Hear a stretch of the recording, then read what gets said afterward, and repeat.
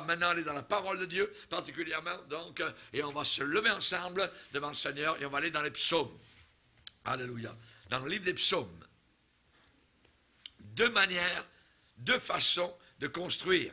C'est le titre du message. Deux manières de construire. Psaume 127 et 128. Nous lirons deux psaumes, mais ils ne sont pas très longs. Psaume 127 et 128. Et ce qui est intéressant, c'est qu'ils ont été écrits par Salomon, de Salomon. Si l'Éternel, psaume 127, si l'Éternel ne bâtit pas la maison, ceux qui la bâtissent travaillent en vain. Si l'Éternel ne garde pas la ville, celui qui la garde veille en vain. En vain, vous levez-vous matin, vous couchez-vous tard et mangez-vous le pain de douleur. Il en donne autant à ses bien-aimés pendant leur sommeil. Voici des fils sont un héritage de l'Éternel. Le fruit des entrailles est une récompense, comme les flèches dans la main d'un guerrier. Ainsi sont les fils de la jeunesse. Heureux l'homme qui en a rempli son carquois.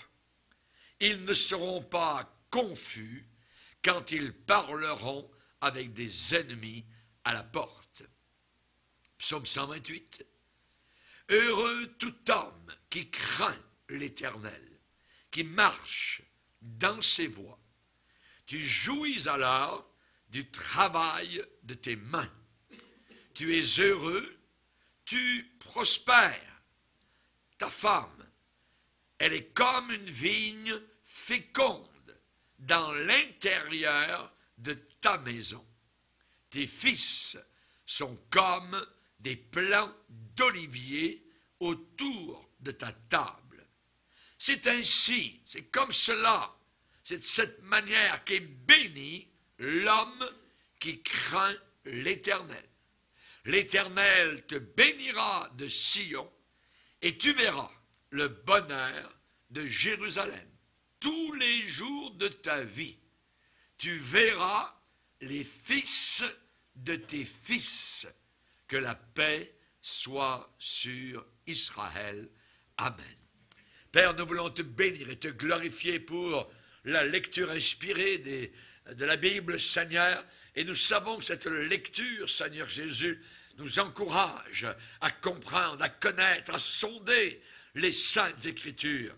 Nous te bénissons, Seigneur, de nous avoir laissé une map, une carte, un GPS spirituel, une boussole qui nous conduit dans ce monde ténébreux et obscur avec tant de détours, Seigneur. Tu es le Dieu vivant, Seigneur, qui nous garde des pièges. Tu es le Dieu vivant, Seigneur, qui nous garde dans la voie droite. Et nous voulons être gardés, protégés par ta main puissante. Bénis les frères, bénis les sœurs sur les 5 continents du monde, Seigneur, qu'ils soient en Amérique, en Europe, en Afrique, en Asie, Seigneur, ou en Océanie. Que la paix de Dieu soit sur leur cœur. Bénis leur vie et leur famille. Au nom puissant de Jésus-Christ. Amen. Et tout le peuple dit Amen. Amen. Gloire à Dieu. On peut s'asseoir, frères et sœurs. Alléluia. Deux manières de construire. Et nous, évidemment, nous désirons bâtir, construire, selon le plan de Dieu. Selon, évidemment, le dessein du Seigneur. On sait particulièrement que Salomon, il a eu une période bonne, et il a eu une période donc ténébreuse, où il s'est détourné de Dieu, et il a écrit un livre particulier, appelé l'Ecclésiaste, où il emploie une expression « sous le soleil ».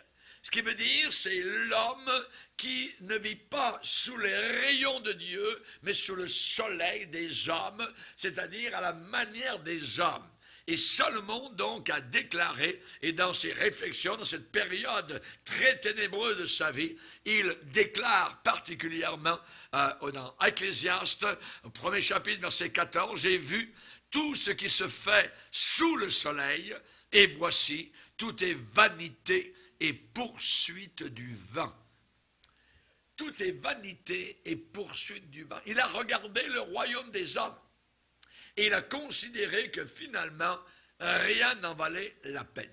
Et je le crois, que rien n'en vaut la peine quand on marche sans le Seigneur. Le Seigneur lui-même a dit que servirait-il à un homme de gagner le monde en entier s'il perdait son âme. C'est-à-dire que vivre un tant d'années et finalement mourir, je dirais, les poches pleines d'argent, avoir une reconnaissance mondiale, être connu, être une vedette ou quoi que ce soit, et finalement descendre en enfer. Sera servi à 0, plus 0 égale 0. Tout est vanité sans le Seigneur, sans Dieu. Et c'est la raison pour laquelle il dit, un jour dans tes parvis vaut mieux que 1000 ailleurs. Pourquoi? Parce que dans un seul jour, en une seule réunion, nos pensées qui auraient tendance à s'égarer, toc, reviennent sur les rails. On comprend que finalement, eh bien, il n'y a que Dieu qui compte, et un jour, il n'y aura que ce salut merveilleux qui nous a acquis à la croix, qui aura une valeur. Amen. La Bible dit, jeune âme, c'est Salomon qui dit, jeune âme, réjouis-toi dans ta jeunesse, livre ton cœur à la joie, ça veut dire fais ce que tu veux, mange, bois, drogue-toi, ainsi de suite, danse, hein, couche, découche, réjouis-toi, livre ton cœur à la joie pendant les jours de ta jeunesse, marche dans les voies de ton cœur et selon les regards de tes yeux, mais sache que pour tout cela, Dieu t'appellera en jugement. Pour tout cela, Dieu t'appellera en jugement. Donc, on peut construire de deux façons nos vies. On peut construire sans l'aide de Dieu. Et il y a un livre que j'ai vu et que j'avais montré à mon épouse dans une librairie. Le titre était « Heureux sans Dieu ». Quel mensonge! Quel mensonge! C'est un bonheur peut-être, mais un bonheur factice. Un bonheur éphémère, un bonheur qui va se terminer très rapidement. Parce que la Bible dit, il y a de la joie dans le péché, mais pour un temps. Et ne pas vouloir de Dieu est un péché. C'est une abomination. Construire sans l'aide de Dieu. Sous le soleil, l'expression sous le soleil que Salomon emploie en 3 chapitres, simplement 3, pour en prendre que 3 dans l'Ecclésiaste. Ecclésiaste 1, Ecclésiaste 2, Ecclésiaste 3, nous voyons cette expression sous le soleil 13 fois. C'est très important. C'est un nombre important. Ça veut dire c'est l'homme sur la terre. L'homme sans Dieu.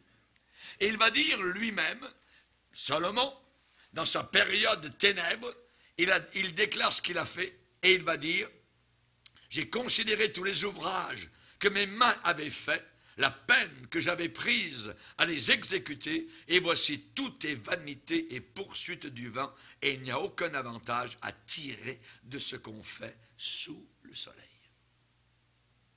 Un homme, donc, qui vit sans Dieu, un homme qui a connu Dieu, qui connaît la sagesse de Dieu, mais maintenant, cet homme ne sert plus le Seigneur. Un peu plus loin, il va déclarer et il va dire, j'ai considéré tous les ouvrages que mes mains avaient faits. Tous les ouvrages que mes mains avaient faits. Et il en a fait. Il va dire, je me suis fait des jardins, des vergers, j'ai planté des arbres à fruits, toute espèce, je me suis créé des étangs pour arroser la forêt, ou croisser les arbres, et ainsi de suite. Je possédais des troupeaux, il aimait les chevaux, on se rappelle de Salomon, et à la fin, plus, touc, bulle de savon. Rien, tout est vanité. Il considère que finalement, ça ne vaut pas la peine. Et il dit, et quoi? Le sage meurt aussi bien que l'insensé. Et j'ai haï la vie, car ce qui se fait sous le soleil m'a déplu, car tout est vanité et poursuite du vent. Et j'ai haï tout le travail que j'avais fait sous le soleil, et dont je dois laisser la jouissance à un homme qui va me succéder, et qui sait s'il sera sage ou insensé. Et cependant, il va être patron, maître de tout mon travail et de tout le fruit de ce que j'ai fait sous le soleil. Donc nous voyons qu'on peut construire sans Dieu et ça mène à rien. Un peu plus loin, dans Ecclésiaste 8, sa réflexion va dans ce même sens et je vais vous lire ce qu'il déclare. Il dit, lorsque j'ai appliqué mon cœur à connaître la sagesse et à considérer les choses qui se passent sur la terre, sous le soleil, j'ai vu toute l'œuvre de Dieu. Et j'ai vu que l'homme ne peut pas trouver ce qui se fait sous le soleil. Il a beau se fatiguer à chercher, il ne trouve pas. Et même si le sage veut connaître, il ne peut pas trouver. Et il parle du sage selon le monde, la sagesse selon le monde. Oui. Donc nous voyons qu'on ne peut pas sur la terre trouver la vérité. Elle se trouve au-dessus de la terre. Et c'est spirituellement que nous connaissons les choses de Dieu. Et il a fallu un miracle de Dieu, mon frère, ma soeur, pour que nous connaissions, que nous goûtions, que nous réalisions ce que nous vivons maintenant. Le salut de Dieu. Il m'a touché. Oh, la joie remplit mon cœur. Et ce n'est pas une religion, ce n'est pas une nouvelle affaire, c'est une relation avec quelqu'un qui s'appelle le Christ et dont les richesses sont incompréhensibles. Il est Dieu. Il m'a créé. Il me connaît. Alléluia. Même une cellule dans un corps, aujourd'hui, est quelque chose de miraculeux. Il semble qu'il y a une nourriture qui rentre dans cette cellule. Il semble qu'elle exclut ce qui n'est pas bon, tout ça. Mais qui a fait cela? Rappelez notre frère Frédéric, qui donc travaille dans les yeux particulièrement. Et lorsqu'il était à l'université, il a été bouleversé lorsqu'il a étudié l'œil. L'œil, imaginez. Imaginez, nos caméras, nos prises de vue, elles peuvent prendre à peu près 2000, je dirais, couleurs à la seconde. L'œil, 10 000. La caméra que vous avez sur la face. Notre Dieu est tout-puissant. Notre Dieu est un Dieu de gloire. Ça ne s'est pas fait tout seul. C'est quelqu'un de supra-intelligent, notre Dieu. La Bible déclare à son sujet que son intelligence n'a aucune limite. Alléluia. Et je peux me passer de Dieu et je suis un fou. Et beaucoup de gens font cela. Salomon, cependant, a écrit, dans ses temps de sagesse, où il a été éclairé, il a écrit le psaume 127. Et dans le psaume 127, il déclare des choses particulières. Et il va employer 3 fois le mot « va ». « Va ». Ça veut dire que ça ne sert à rien. Pas V-I-N, mais V-A-I-N. Et il va dire, si l'Éternel ne bâtit pas la maison, ceux qui la bâtissent travaillent en vain. Si l'Éternel ne garde pas la ville, celui qui la garde veille en vain. En vain, 3e fois, vous levez-vous matin et vous couchez-vous tard et mangez-vous le pain de douleur. Il en donne autant à ses bien-aimés pendant qu'il ronfle et qu'il dorme du sommeil du juste. Alléluia, gloire au Seigneur. On dort bien, nous les chrétiens. Alléluia, on est dans la paix. Mais Salomon déclare, si l'Éternel ne bâtit pas la maison, ça veut dire un foyer sans Dieu. Ça veut dire une ville dont la garde ne lui est pas confiée. Ça veut dire un travail qui est entrepris sans la crainte de Dieu. Ce sont 3 choses vaines. 3 choses qui ne valent absolument rien et qui sont vouées à l'échec.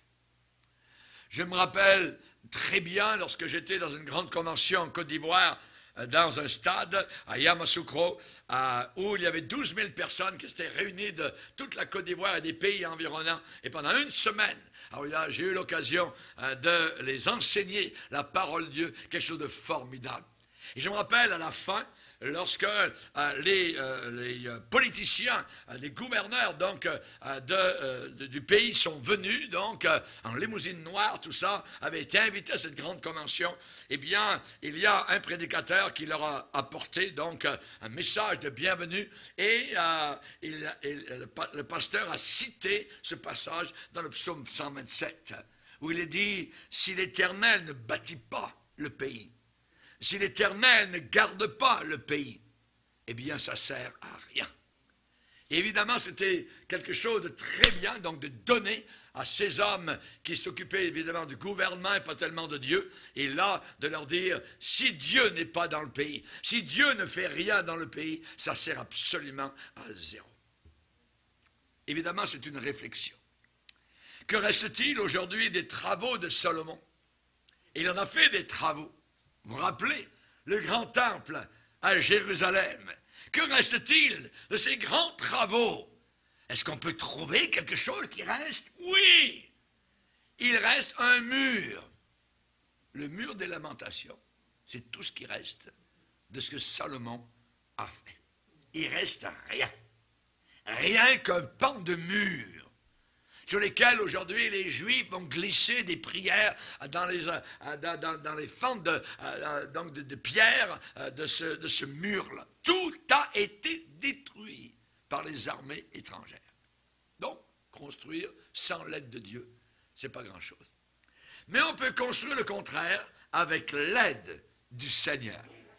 Et devant, évidemment, ces réalités millénaires, eh bien, je dirais qu'on peut continuer à se contenter de ce qui se passe sous le soleil, ou bien, autre chose, de revenir à l'auteur de toutes choses. Revenir au Seigneur, se soumettre à sa seigneurie. Alléluia.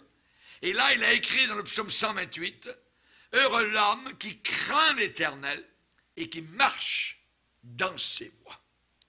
Tu jouis alors du travail de tes mains, tu es heureux, tu prospères, ta femme est comme une vigne féconde, c'est une image que le Saint-Esprit emploie, une vigne féconde qui porte du fruit dans l'intérieur de ta maison.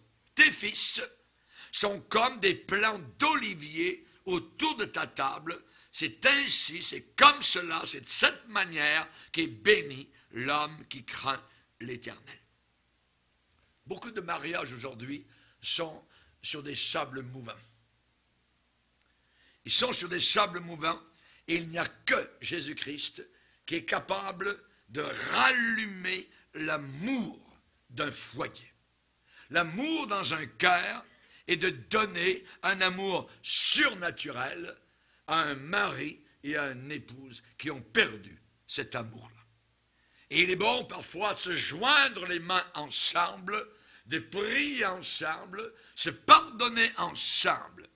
On n'obtient jamais les choses en voulant uniquement obtenir. On obtient les choses en donnant et en se donnant et en pardonnant.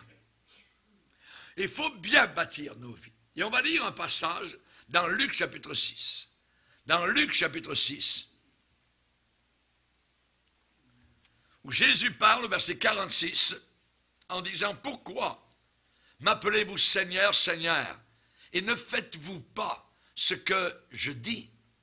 Je vous montrerai à qui est semblable tout homme qui vient à moi. 1, qui vient à moi. 2, qui entend mes paroles. 3, qui les met en pratique. Il est semblable à un homme qui, bâtissant une maison, a creusé bien en avant et a posé le fondement, la fondation, la footing sur le roc. Une inondation est venue et le torrent s'est jeté contre cette maison, ce foyer, ce mariage, sans pouvoir l'ébranler. Parce que cette maison était bien bâtie. Mais, le contraire, celui qui entend et ne met pas en pratique, il est semblable à un homme qui a bâti une maison, un foyer, un mariage, sur la terre, sans fondation. Le torrent s'est jeté contre elle aussitôt. Tout de suite, elle est tombée et la ruine, cette maison, a été grande. Dans ce passage, nous voyons le verbe bâtir 3 fois. Un homme qui bâtissant une maison. La maison était bien bâtie. Semblable à un homme qui a bâti une maison. Bâtir, c'est très important. Il y a 2 manières de bâtir, avec Dieu ou sans Dieu. C'est pas compliqué. Avec Dieu ou sans Dieu. Maintenant, certains ont posé la question, pasteur, quelle est véritablement la structure d'un foyer? Comment c'est bâti? Eh bien, c'est simple, c'est très simple. Les choses de Dieu sont tellement simples que nos conseillères mariales, nos psychologues ont tellement, je dirais, été influencés, imbibés par le venin de Freud, de Jung, et ainsi de suite, des psychologues, et ils nous servent une sauce, je dirais, comme la sorcière, on boit, et c'est le poison, et tout s'écroule. Ici, ce n'est pas du poison dans la Bible. C'est simple, et c'est la parole du Seigneur. Quelle est la structure du foyer? À part, je dirais, de la conversion, mettons la conversion à part, le mariage de quelqu'un, c'est la chose la plus importante d'un homme. C'est la chose la plus importante. Après la conversion, le mariage. Avec qui je vis dans le mariage, ou avec qui je vais vivre dans le mariage, si je suis un jeune homme ou une jeune fille qui considère donc un futur mariage. C'est très important. Après le salut, il faut absolument, on ne peut pas s'engager dans le mariage sans prier. Il faut prier, il faut demander au Seigneur, est-ce que c'est vraiment, ça paraît bien, mais ça ne veut pas dire que c'est du Seigneur. Il faut que je le demande au Seigneur. Et tant que je n'ai pas le feu vert du Seigneur, je me tiens en stand-by. Je me tiens en stand-by. Je parlais à quelqu'un dernièrement et il m'a dit, moi j'ai fréquenté, nous sommes mariés depuis 45 ans. J'ai fréquenté mon épouse pendant 5 ans. Aujourd'hui, vous diriez ça, 5 ans de fréquentation? Oui, mais ça fait 45 ans qu'ils sont mariés. Oui. Aujourd'hui, ils se fréquentent 3 semaines, puis 3 ans après, c'est fini. Maintenant, j'aimerais vous donner la structure. Tout d'abord, il y a l'homme dans le foyer. L'homme. Dans la Bible, il dit, psaume 128, « Heureux l'homme qui craint l'Éternel, qui marche dans ses voies. » L'homme qui craint l'Éternel, qui marche dans ses voies. N'oubliez pas que vous n'avez qu'une seule vie à passer ici-bas. Une seule. Vous n'en aurez pas 2. Il n'y a pas de deuxième vie, ainsi de suite. Il y en a une seule ici-bas.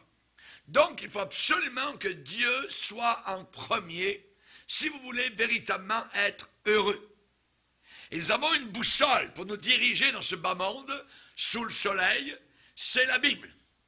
Et il faut que vous y teniez solide. Il faut la connaître dans ses méandres, dans ses moindres, je dirais, recoins et coins, pour savoir quelle est la volonté du Seigneur. Il faut savoir. Et tant qu'il y a le feu jaune, ne faites rien. Si c'est le feu rouge qui s'allume, hop, reculez. C'est le feu vert, allez-y. C'est aussi simple que cela. Et une des choses qui se passe, généralement, c'est la paix dans le cœur. Dieu vous donne une paix. Il est dit, le fruit de la justice, de ce qui est correct, de ce qui est droit, sera la paix. Tant qu'il n'y a pas la paix, laisse faire. Bouge pas. Une seule vie à passer ici-bas. Et j'ai dit, après la conversion, le mariage, c'est la chose la plus importante dans une vie. Il faut avoir de fortes convictions. Et nos convictions doivent être basées sur cette fondation solide. Parce que les torrents vont venir. Ils vont s'en venir. Ils sont venus, ils vont revenir. Les torrents se jettent contre cette maison, contre ce foyer. Et c'est d'une façon, je dirais, régulière. Donc, il faut avoir de très fortes convictions et être bâti sur le roc et non pas sur la terre, sur le sable mouvant de nos sentiments qui vont et qui viennent et qui aujourd'hui sont là, demain ne sont plus là. Voyez, la Bible, c'est le guide du jeune homme. La Bible, c'est le guide de la jeune femme qui va devenir une future fiancée, qui va devenir une future épouse, qui va devenir une future mère. C'est la Bible. Comment le jeune homme va-t-il se conduire dans ce monde, être dirigé? Je serre ta parole dans mon cœur. C'est ma boussole, c'est ma direction. Heureux l'homme qui craint l'Éternel, qui marche dans ses voies. Pas dans ses voies personnelles, dans les voies du Seigneur. Qui marche dans les voies de Dieu. Tu prospères. Oh! Ça veut dire tu prospères. Ça veut dire qu'il y a des fruits spirituels qui sont portés dans la famille, dans le foyer. Il y a une satisfaction dans le cœur. Si déjà on est marié, il peut y avoir une satisfaction professionnelle. Il peut y avoir un bonheur, évidemment, familial. Et il peut y avoir même une prospérité sociale. C'est à peu près comme un marin. Un marin, il respire dans son foyer, je dirais, le souffle du large. Il rentre dans son foyer, et là, il est chez lui. Il respire. Hein? Home, sweet home. Hallelujah. Il est chez lui. Christ règne. Son épouse, ses enfants sont là. Dieu, évidemment, donc, est présent. On n'a pas peur de prier autour de la table, de parler de la Bible, d'ouvrir les Saintes Écritures, de chanter des cantiques. Gloire au Seigneur. Amen. Heureux l'homme qui craint l'Éternel et qui marche dans ses voies. Ensuite, il est dit la femme. La femme, eh bien, ta femme est comme une vigne féconde dans l'intérieur de ta maison. Comme une vigne féconde. On parle de fécondité, on parle de fruits, on parle évidemment donc de bons fruits. Une vigne féconde dans l'intérieur de ta maison. Ça ne dit pas dans ta maison, ça dit dans l'intérieur.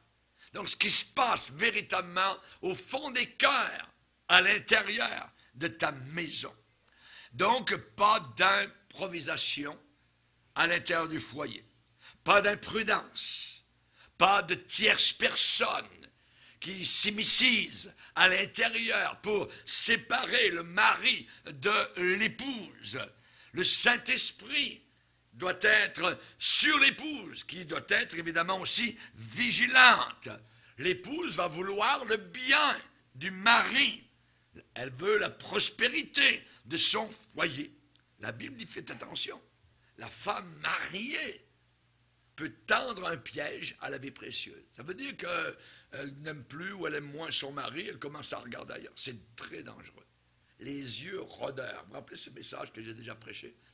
Les yeux rôdeurs. Voyez, ça c'est mortel dans un foyer. Ça crée du trouble totalement. Qui peut trouver une femme vertueuse? On l'a lu ce matin, ce passage. Voyez. Et on voit que c'est uniquement dans un foyer, pour être heureux, il faut qu'il règne de la confiance. Il faut qu'il y ait absolument la confiance. Et la confiance, c'est quelque chose qui se pratique et qui augmente au travers des événements de la vie familiale d'un foyer. Et là, la confiance donc, se crée par rapport à des actions, à des réactions, à des situations où l'on voit que non, c'est vraiment, je t'aime, tu es mon mari, tu es mon épouse. Donc, c'est la condition, la confiance entre le mari et l'épouse, c'est la condition primordiale au bonheur du couple. Absolument. Le moment où il y a doute, ça c'est dangereux. Le moment où il y a doute, il peut y avoir effritement. Et c'est très dangereux. Donc, il faut qu'il y ait la présence du Seigneur. Toute ingérence étrangère, eh bien, va créer un compromis dans le mariage. C'est très dangereux. C'est très dangereux. Il ne faut pas qu'il y ait donc de tierces personnes. La Bible déclare cela dans l'Épître aux Hébreux, où il est dit que Dieu jugera les impudiques et les adultères, et il est dit que le lit conjugal soit exempt de souillure. Qu'est-ce que ça veut dire? Le lit conjugal exempt de souillure. Est-ce qu'il y a quelque chose qui pourrait être sale dans la sexualité entre un époux et son épouse? Absolument pas. Voyez?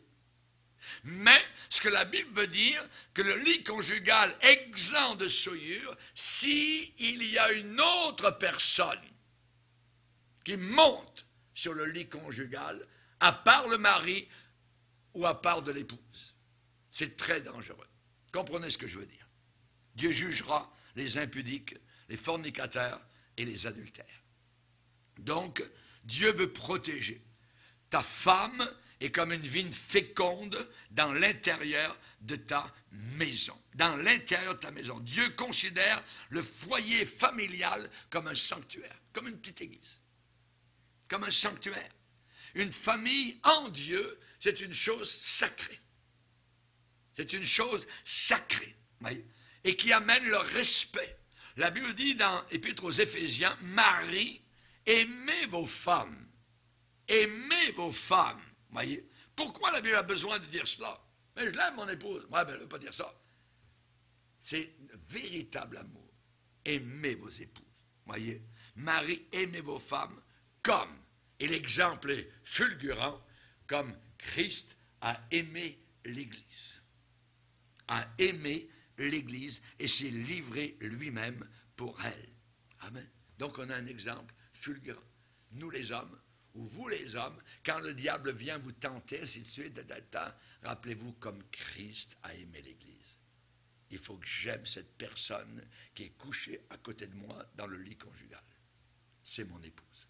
C'est avec elle que je me suis avancé dans sa jeunesse devant Dieu et devant les hommes pour promettre fidélité. Je veux rester fidèle à ces vœux-là.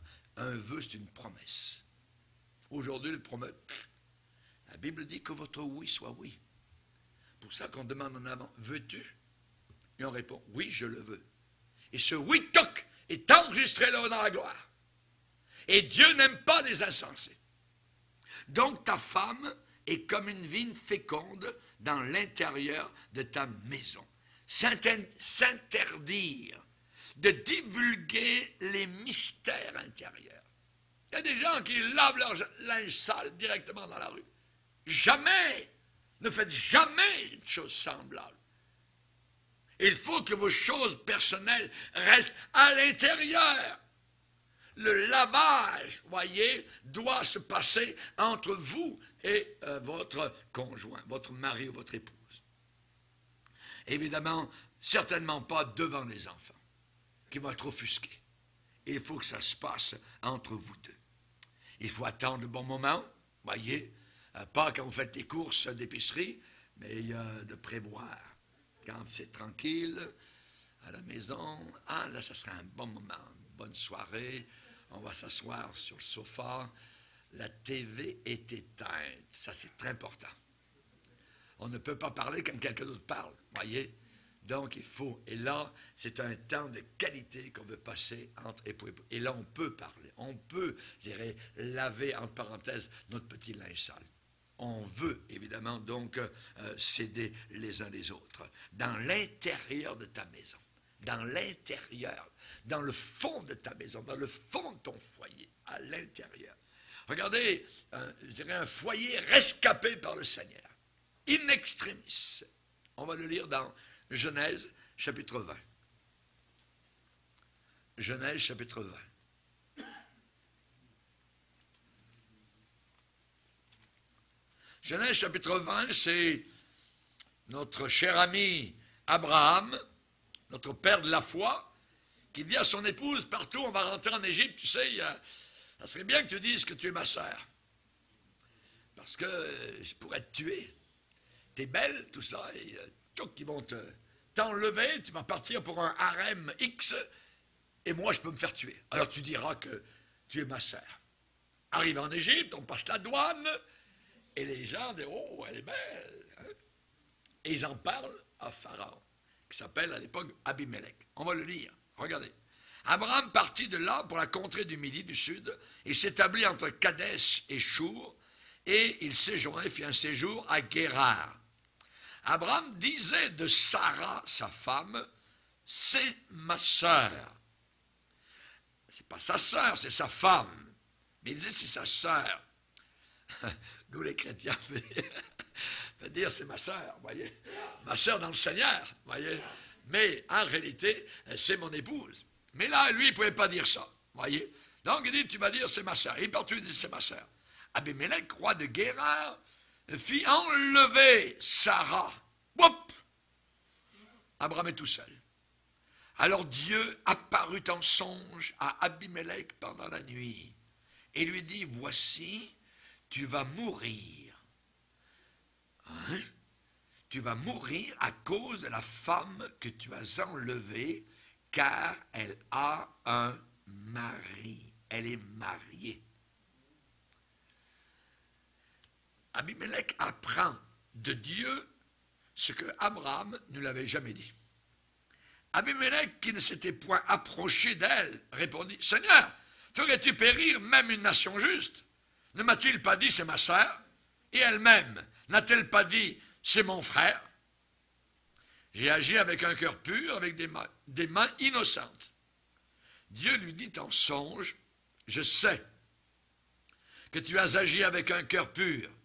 Aussi t'ai-je empêché de pécher contre moi. C'est pourquoi je n'ai pas permis que tu la touches. Maintenant, rends la femme de cet homme, car il est prophète. » Ah ben mes amis, tout un prophète.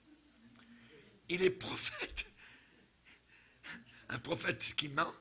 Il priera pour toi et tu vivras. Mais si tu ne la rends pas, sache que c'est toi qui vas mourir. Toi et tout ce qui t'appartient. Abimelech se leva de bon matin. Et là, tu peux t'en aller tout de suite. Voyez.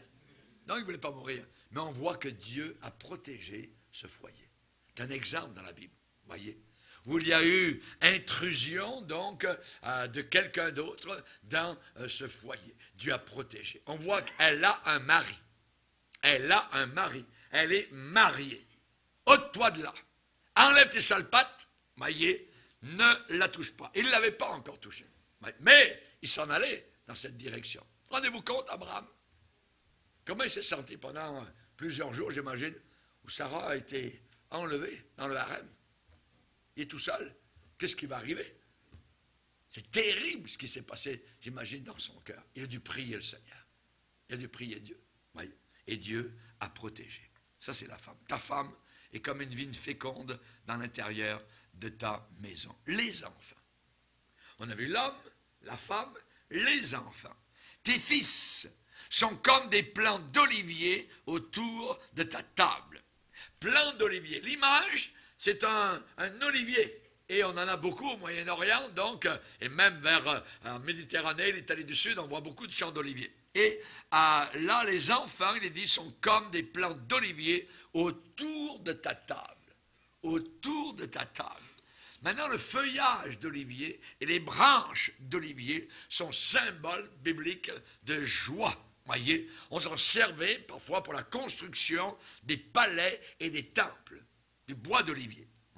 Et l'huile qui provenait des olives, eh bien, était appréciée dans les lieux où on se servait de l'onction. On faisait l'onction d'huile particulièrement, donc, pour les rois et pour toutes sortes de choses. Eh bien, on se servait de l'huile d'olive. Et qui représente quoi? Qui représente l'onction du Saint-Esprit.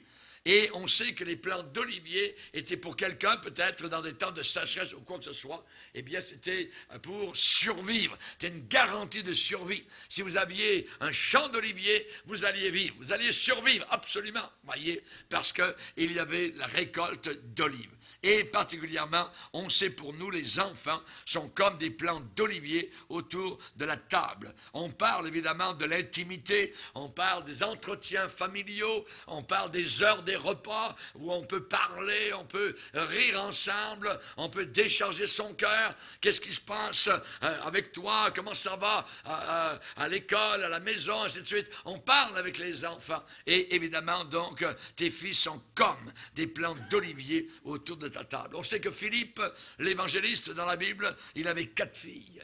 La Bible dit qu'il avait 4 filles vierges. Ça veut dire qu'elles étaient pures. Elles n'étaient pas mariées encore. Elles étaient vierges.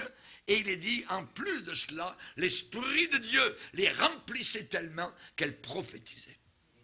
elles prophétisaient, alléluia, elles annonçaient le conseil du Seigneur, elles avaient les dons du Saint-Esprit. C'est merveilleux d'avoir des filles vierges, remplies de l'Esprit de Dieu, et qui peuvent donner donc le conseil du Seigneur. Autour de ta table, l'intimité, la détente, les entretiens en famille, il y a des liens qui sont là, qui unissent les parents et les enfants, et qui sont scellés, je dirais, par le ciment de la foi. Alléluia. C'est merveilleux. Rappelez-vous, chez vous, je ne sais pas comment c'était, mais autour de la table, je garde de très bons souvenirs. Voyez, autour de la table, on était régulièrement autour de la table. Le déjeuner, c'était un peu moins, chacun un petit peu comme ça, mais il y avait un repas de la journée autour de la table où maman avait préparé le repas. C'était merveilleux, on parlait, papa était au bout de la table, il y avait mes frères, il y avait mon frère, mes deux sœurs, et tout ça, on discutait, on riait, ainsi de suite, et c'était une joie, évidemment, de se retrouver, et on arrivait autour de la table, toujours avec, donc, une grande joie. C'était merveilleux. Je bénis le Seigneur donc pour ces temps-là, évidemment, où la Bible dit, si tu crains l'Éternel, si tu marches dans ses voies, tes fils seront comme des plants d'olivier, on parle aussi des filles, autour de ta table. Et ces liens qui se créent autour de la table restent et demeurent solides, justement, plus on s'en va vers la nuit de l'apostasie. Ces liens-là restent solides. On sait ce qui se passe. Les enfants aussi, ce qui se passe dans le monde. Ils connaissent la différence. Ils apprennent. Et on leur dit, et on leur enseigne autour de la table, donc, les choses de la vie. Gloire au Seigneur. Et la Bible déclare, donc, qu'il faut leur consacrer, évidemment, du temps pour les soustraire à l'esprit de ce siècle présent.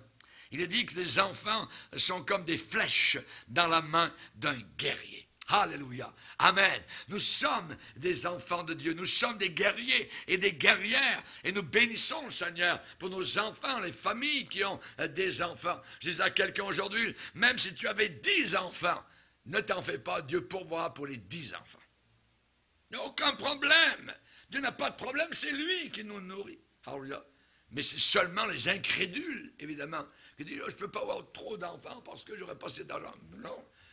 Dieu va te donner pour 2 enfants. Si tu as 3 enfants, il va te donner pour 3. Si tu en veux 4, il va te donner pour 4. Si tu en veux 10 ou 12, il va te donner, il va pourvoir pour, selon donc ce que tu désires. Notre Dieu est tout-puissant. C'est lui qui nous donne les enfants. Il est dit, heureux celui qui remplit son carquois comme des flèches. Alléluia, gloire au Seigneur. Aujourd'hui, on ne veut plus d'enfants. En Allemagne particulièrement, le taux de natalité est très très bas. Et c'est la raison pour laquelle il faut rentrer tellement d'immigrants à l'intérieur de leur pays. Parce que ça ne produit plus, voyez. Et en plus, avec l'homosexualité, ça ne fait pas des enfants forts, voyez.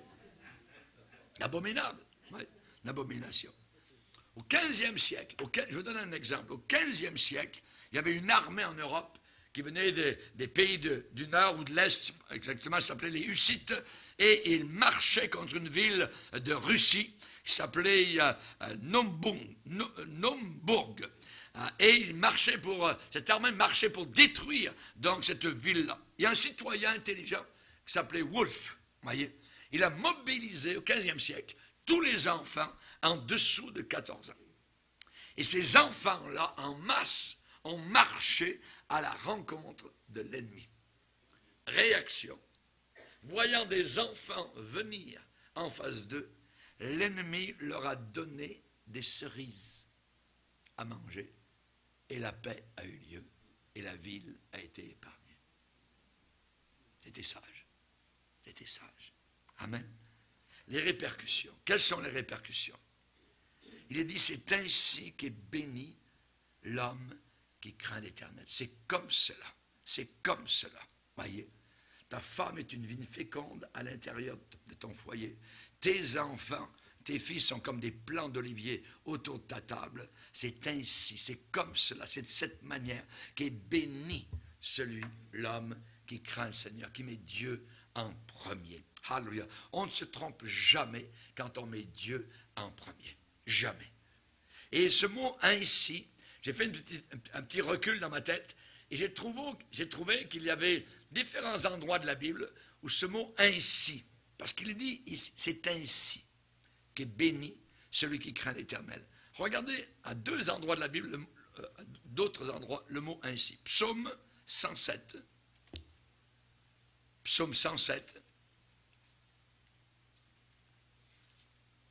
Psaume 107, après le psaume 106.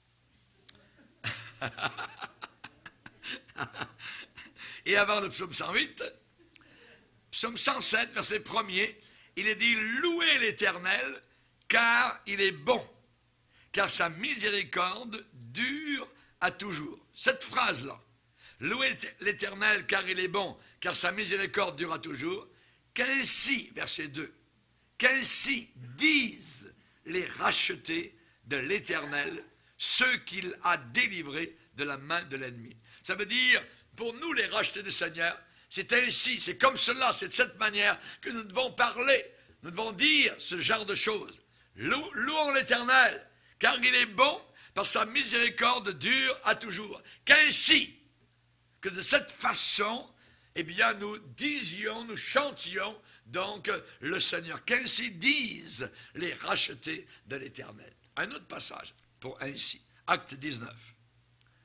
Acte 19, à Éphèse, vous vous rappelez comment il y a eu un feu de joie où les gens venaient brûler leur livre magique, il y avait un réveil spirituel dans la ville, l'évangile était annoncé, le Saint-Esprit travaillait, les démons étaient chassés, même les démons disaient certaines choses, donc nous connaissons Jésus, nous connaissons Paul, mais vous qui êtes-vous, ainsi de suite, voyez. Et là, on voit particulièrement qu'il est dit dans Acte 19, au verset 19, et un certain nombre de ceux qui avaient exercé les arts magiques, ayant apporté leurs livres, les brûlèrent devant tout le monde, et on en estima la valeur à 50 000 pièces d'argent. C'est ainsi que la parole du Seigneur croissait en puissance et en force. Ça veut dire c'est comme cela, c'est de cette manière-là que la parole du Seigneur croissait en puissance et en force. Et dans notre passage qui nous intéresse, il est dit c'est ainsi qu'est béni l'homme qui craint l'Éternel. Il est béni, donc, avec une bonne épouse. Il est béni avec des bons enfants qui ressemblent à des plants d'olivier autour de sa table. Amen. Alléluia, gloire au Seigneur. Donc, le Seigneur veut nous récompenser pour nos efforts. C'est pas facile dans le monde dans lequel nous sommes, hein, mais on travaille et le Seigneur nous récompense. C'est à peu près comme un alpiniste qui grimpe le matin de bonne heure, hein, il fait son pack-sac et il veut escalader donc une montagne, donc, et il va monter et finalement vers midi, il va atteindre le sommet et du sommet, là, il est récompensé par l'étendue du panorama qui s'étend à ses pieds et il voit donc les chaînes de montagne au loin. Donc, il est comme bouleversé et il scrute au loin particulièrement son point de départ. Oh, je suis parti de là-bas en bas, là-bas, c'est loin, tout ça, et je suis parti de là. Voyez, notre point de départ aussi, nous pouvons le scruter quand nous arrivons à un certain, je dirais, niveau spirituel et aussi dans la vie de mariage, eh bien, nous pouvons regarder là-bas au loin notre point de départ. Et nous avons grimpé, nous avons gravi, nous sommes élevés et maintenant il y a une récompense. On respire le panorama, tout ça qui s'étend à nos pieds. On a une bonne épouse, alléluia. On a des enfants, amen, qui se tiennent pour le Seigneur, qui ont des valeurs, et ainsi de suite. Alors que Dieu soit béni. Quand on nous parle aujourd'hui de valeurs, nos valeurs, vous entendez ça aux nouvelles, ça, il n'y a aucune valeur. C'est des valeurs immorales, c'est des valeurs païennes, c'est des valeurs qui n'ont aucune valeur. Voyez, il n'y a uniquement que les chrétiens qui ont des valeurs. Amen. Et comment les avons-nous? Au travers de la parole du Seigneur. La Bible dit, l'Éternel te bénira. La récompense du haut du sommet. L'Éternel te bénira. Amen. Il te bénira. Amen. Comment est-ce qu'on est béni? Chaque fois dans votre vie personnelle que vous ouvrez ce livre, c'est là que nous rencontrons l'Éternel. C'est un lieu de rencontre. Vous ouvrez ce livre et vous rencontrez le Seigneur. Dieu a dit, c'est là que je me rencontrerai avec toi. Ne vous détachez jamais de ce livre. Emmenez-le dans le train, emmenez-le dans l'avion, emmenez-le sur le bateau, emmenez-le dans votre fusée, emmenez-le n'importe où, dans votre chac, dans la forêt. Emmenez ce livre. C'est là que vous rencontrez Dieu. Amen. Alléluia. Ce Dieu est merveilleux au travers de sa parole. Donc tu seras béni. L'Éternel te bénira. Tu verras le bonheur de Jérusalem tous les jours de ta vie. Gloire au Seigneur. Amen. On verra même le bonheur de la ville dans laquelle nous sommes. Dieu peut bénir les païens à cause de nous. Il a béni Potiphar à cause de Joseph. Tout allait bien dans la business de Potiphar à cause de Joseph. Parce que Dieu bénissait donc Joseph. Tu verras le bonheur de la ville. Sur la nation, tu verras les fils de tes fils. Tu verras, tu seras grand-père, c'est ça que ça veut dire. Voyez? Tu verras peut-être une autre génération. Ma belle-mère, elle est au moins 4 générations, voyez. Donc, quand on se rencontre à Noël, c'est à peu près 70-80, c'est la troupe d'Abraham. Vous voyez, ils sont partis de 13 enfants, mais maintenant, c'est nombreux. Vous voyez. Donc, ils sont obligés de louer un local extérieur, amen, pour avoir la rencontre familiale. On bénit le Seigneur. Tu verras les fils de tes fils. Ça veut dire que tu deviendras grand-père. Tu jouiras d'une heureuse vieillesse dans le cadre familial. Alléluia, gloire au Seigneur. Que la paix soit sur notre pays. Amen. Que Dieu nous bénisse, que Dieu bénisse nos familles, nos foyers. Aujourd'hui, on a parlé de la famille, on a parlé des enfants, on a parlé des mères, on a parlé ce soir donc des épouses, des pères, des enfants. Que le Seigneur nous aide, on a besoin de cela. Si on veut détruire un pays, il suffit de détruire la famille. Voyez, que Dieu nous aide. Baissons nos têtes et prions le Seigneur.